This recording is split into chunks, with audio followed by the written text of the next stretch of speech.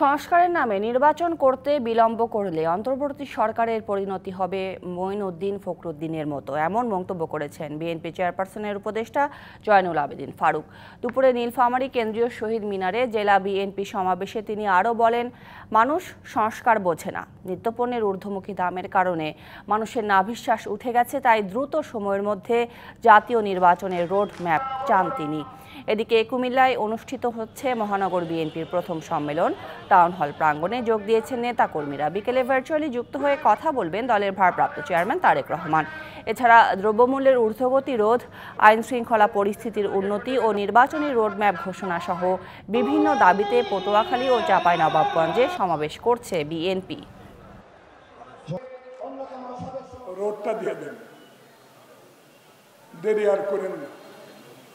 দেরি করলে দেরির ফলাফল কি জানেন? ওই মঈন ফখরুদ্দিনের মতো লেট করব, লেট দেরি করব।